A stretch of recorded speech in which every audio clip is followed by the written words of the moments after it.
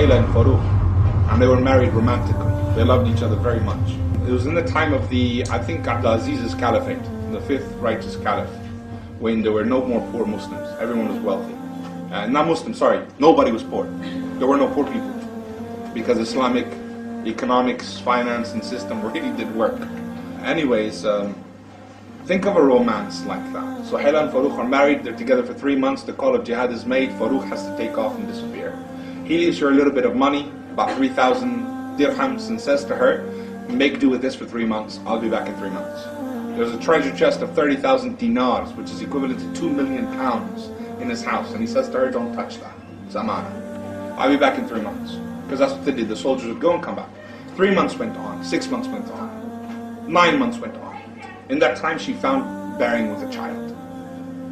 A year went on, she gave birth to a boy. No sign of Farooq. Year and a half went on. 2 years went by, 2.5 years went by. Some man came back from battle and said, I saw Farooq fall. Now she knows he is dead. And so now she opens the treasure chest of 2 million pounds. Until then she obeyed him, didn't touch it. 3,000 dirhams for that long, subhanAllah, she stretched it.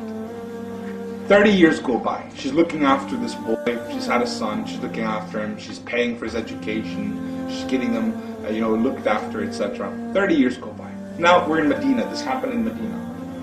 30 years she's thinking of Farooq, he was such a great man, my great hero. He fought jihad, he was killed. He was just this amazing guy. She loved him. When he was going, he thought twice, he looked back, she pushed him out the door. Said, have you no fear of Allah? Seek the Jannah and I'll see you there. She was a righteous woman. She pushed him out, said, go. And he went. Anyways, 30 years go by, here's Medina. Let's leave the country, Google Earth, go all the way over to China, okay? We're on the outskirts of the Muslim lands. We're in China, on the borders. Back down onto the earth. Nighttime, fire camp, army soldiers defending the borders of the Muslims, and amongst them is a man sitting on the bridge, and he is doing what's called ribat, protecting the soldiers while they sleep, and he's having a lookout, looking up at the stars, the sky. He's feeling a bit romantic, and he's feeling a bit of love with Allah, and he's thinking, all of a sudden he remembers he has this wife he was married to. I wonder how she's doing. What happened? Did she marry on? Did she die? Did she move on? Is she there? Thought starts going mad. 30 years of this jihad for the sake of Allah, and he marched on and he was never killed in battle. For anyone who thinks battle will take your life, 30 years this guy's still alive. It's Farooq, out on the outskirts of China. When he went, he couldn't stop. The sweetness of defending the ummah and working for Allah, he couldn't go back. He's on the outskirts of China, but now the thoughts, he's older and he's wiser, and he's just not that young, passionate man anymore. He's thinking, my wife, my wife, my wife. That's it. He takes permission from his commander in the morning, hops on his horse from China. He's riding like the wind all the way back to Medina. The closer he gets, his heart is pumping, man. It's going mad. He's going through the Persians. He's coming all the way back through Iraq. The closer he gets, the more mad he goes. What if she's not alive anymore? What if she's married again? All these things are driving him insane. He gets to the city of Medina. Before going mad in love, running back to his wife, he remembers the sunnah of the Prophet ﷺ. He's a righteous man. He doesn't just go home. He goes to the masjid to pray his 2 rak'ah. Because that's what you're supposed to do when you come back from a trip. He went to the Masjid Nabi, prayed 2 rak'ah, saw it was time for Asr, thought what's the point going home, I'll wait, pray Asr, then go home. While he's waiting, he notices the scholars of Medina. Keep in mind, this is the time of Abdulaziz, subhanAllah, the ulama, the knowledge, Allahu Akbar, the tafsir, the stories. And they're sitting in different patches, and people in white gathered around them. The scholars looking beautiful, mashallah. One of them shined out of all of them, Sheikh Abdul Rahman. He was one of the best knowledgeable people you can imagine. Sheikh Abdul Rahman is the most eloquent of speakers. He's amazed by him. Adhan, Asr, Salah, he's finished now, right, going home. He's rushing home. As soon as he gets to his house, when he gets to his house, he noticed another man going in, and he's thinking, what's happened? And he flips out. He's an Arab, he's got ghira, he's got jealousy. He said, hey! He goes to the man, he grabs him. This is my house, that's my house. They get into a fight. The city comes in, people gather around, they're like, hey, leave him alone, it's his house. And he's like, I am Farooq, this is my house.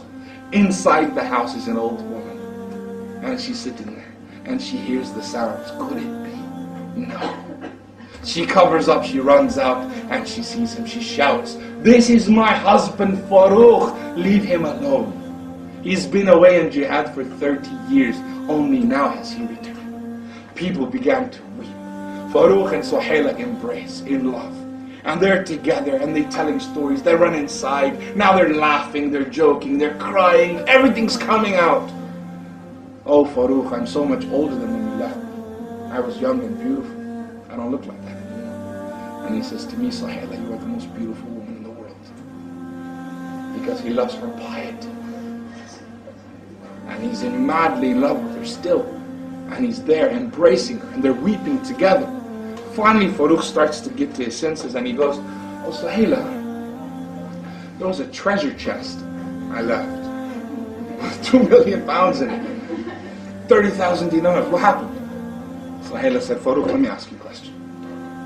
Did you go to the masjid?" She knows he did. She's wise. They're pious. They're religious. It's the sunnah. "Did you go to the masjid?" "You did." "Yes, I did." "Did you see anything?" "Amazing scholars. This time has changed. The knowledge of the deen, the way it's being spread. Did you see anyone in particular? One really stood out. What would you give to be that man?" "I would give anything to be that knowledgeable." "Would you give 30,000 dinars for it?" "Yes, I would.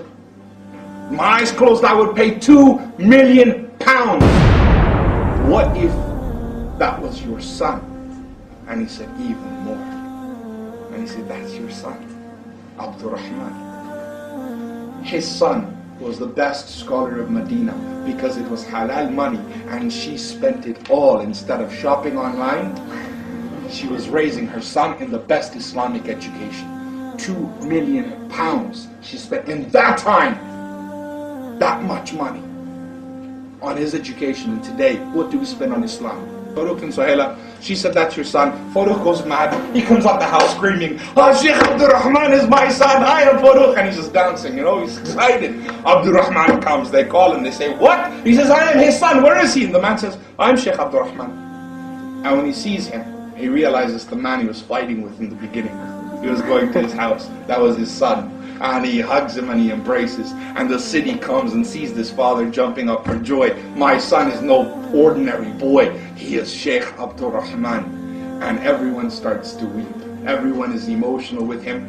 And one of the people that wept, that came to stop the arguing in the first place, was the great Imam Malik from the Maliki Madhab. What was he doing there? What was he doing there in that crowd? Imam Malik was the student of Sheikh Abdurrahman ibn Farooq.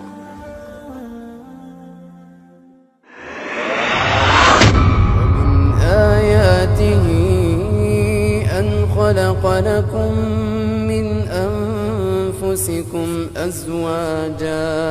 أزواجا لتسكنوا إليها وجعل بينكم مودة ورحمة إن في ذلك لآيات لقوم يتفكرون. يا رياح النصر مهدي وارفعي عنا الغمام نمت الآساد فينا والمآسي